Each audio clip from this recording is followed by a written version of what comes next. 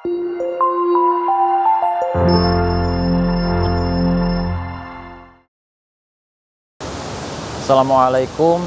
warahmatullahi wabarakatuh.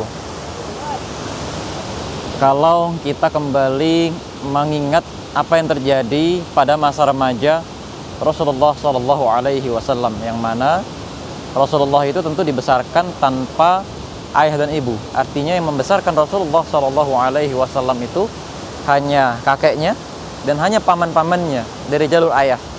Sementara kita tidak mendapatkan riwayat bagaimana paman-pamannya dari jalur ibu membesarkan Rasulullah. Karena apa? Karena memang di Arab pada saat itu paman dari jalur ayah itu memegang ganti sosok kepala keluarga atau ganti sosok ayah. Cukup alasan buat Rasulullah Shallallahu Alaihi Wasallam mengatakan, saya punya ketidaktuntasan masa kecil, saya punya kekosongan dalam hati saya karena ayah saya tidak ada. Karena keluarga saya tidak memberikan apa yang harusnya diberikan kepada saya. Saya tidak pernah dipeluk oleh ayah saya tidak pernah dipeluk oleh ibu saya ketika saya pulang bermain. Saya bahkan hanya dirawat oleh ayah saya bahkan dirawat oleh mantan budak dari ayah saya, yaitu Ummu Aiman. Karena Ummu Aiman adalah mantan budak dari Abdullah, ayah Rasulullah Shallallahu Alaihi Wasallam.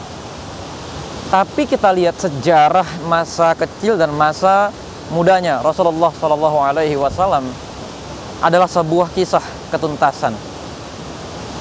Orang bisa memilih apakah dia ingin mengisi kekosongan dalam hatinya itu dengan sesuatu yang sifatnya ukhrawi, dengan sesuatu yang agung, sesuatu yang besar yang hanya bisa dijanjikan oleh Allah Subhanahu wa taala, atau dia memilih mengisi itu dengan janji-janji yang janji itu datangnya dari manusia atau dari kemanusiaan itu sendiri. Kalau kita adalah orang yang sama yang ada di posisi itu, ayah kita sudah tidak ada, atau ayah kita ada tapi tidak hadir secara psikologis, ibu kita sudah tidak ada tapi ibu kita tidak hadir secara psikologis, terbayang satu dinding di depan kita yang menyebabkan kita tidak bisa melangkah maju. Mari kita ingat kisah perjuangan Rasulullah Shallallahu Alaihi Wasallam.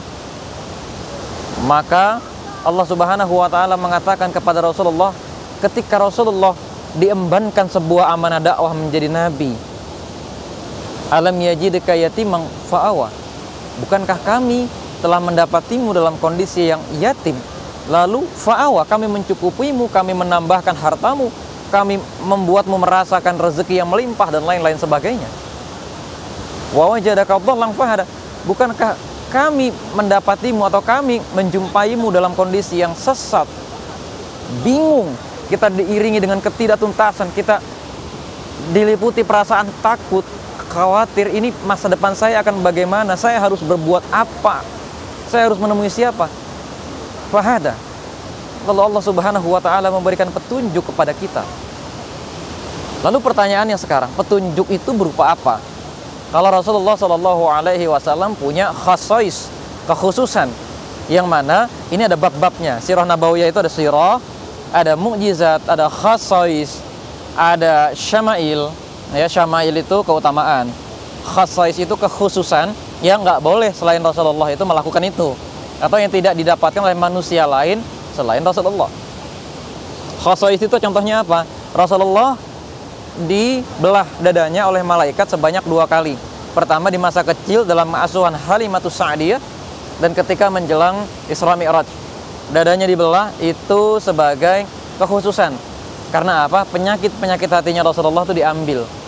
Yang kedua, Rasulullah langsung diberikan petunjuk berupa wahyu dan bimbingan dari Jibril alaihi salam, sehingga dengan itu Rasulullah Shallallahu Alaihi Wasallam tidak hilang arah, atau Rasulullah itu tidak kemudian terlalu berinovasi dalam hidupnya sehingga kemana-mana.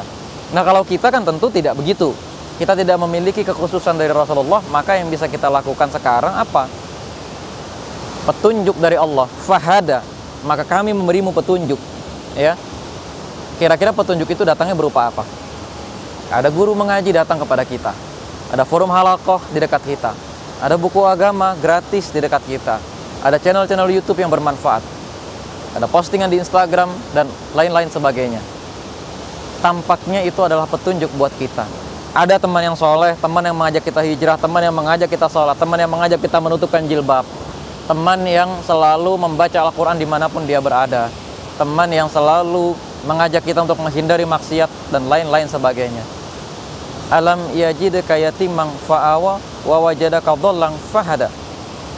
Bukankah kami telah mendapatimu dalam kondisi yang nggak tahu apa-apa, bingung ini di dunia ini saya mau ngapain, ada tren, ada teman-teman yang jahat, tapi ternyata Allah mendatangkan teman-teman yang baik. Allah mendatangkan channel-channel YouTube yang bermanfaat. Allah mendatangkan buku-buku agama yang bagus, dan Allah memperlihatkan kepada kita peluang-peluang kebaikan pada saat orang lain mungkin tidak diberikan peluang kebaikan. Jadi kenapa kita sekarang masih bingung? Kenapa kita sekarang tidak bisa belajar dari masa kecil Rasulullah Shallallahu Alaihi Wasallam? Assalamualaikum warahmatullahi wabarakatuh.